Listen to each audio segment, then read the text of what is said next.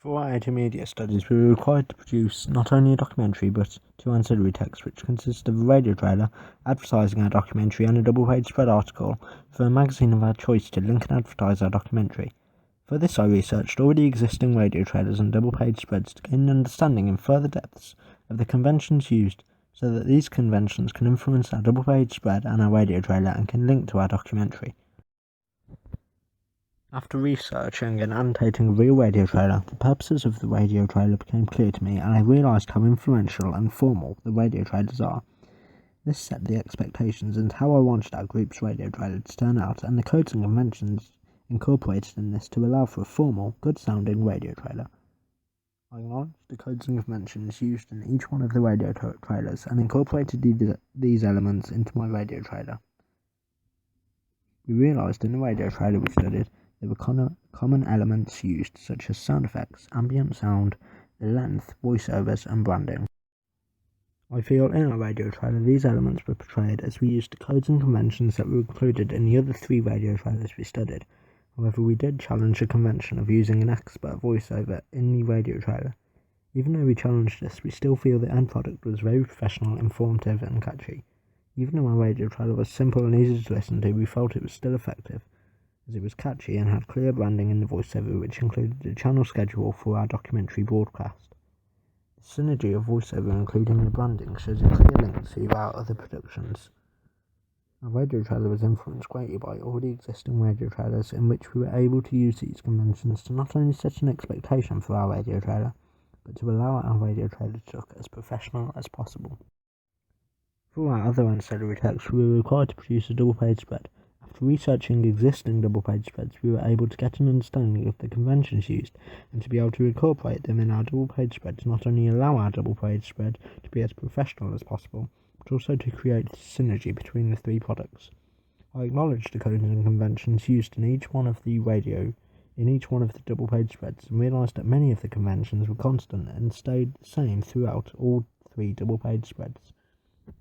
These common elements included a large image, branding, stand first, quotes, title, colour schemes, main image and article text. All these elements combined in a double-page spread to allow the double-page spread to have synergy, yet look as aesthetically pleasing as possible to the audience.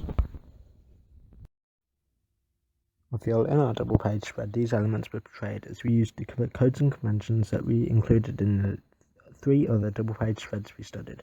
We mostly followed these conventions as we knew these conventions were the decision maker of whether our double-page spread will look professional or catchy.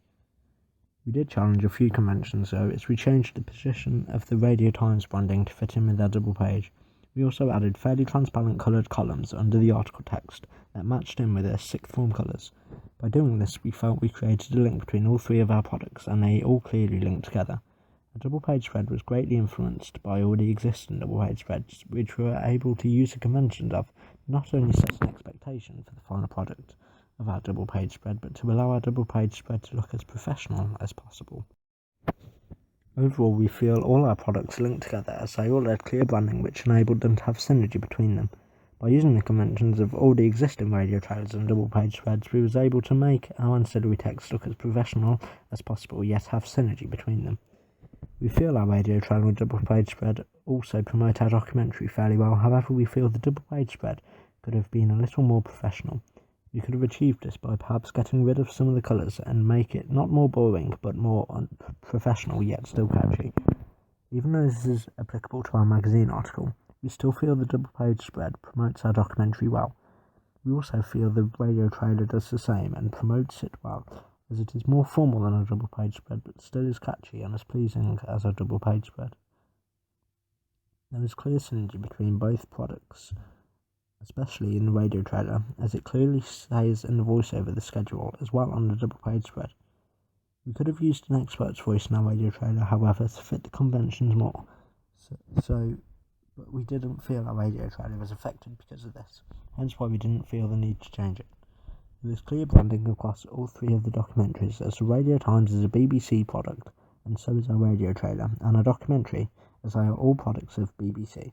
This creates clear synergy between all three products.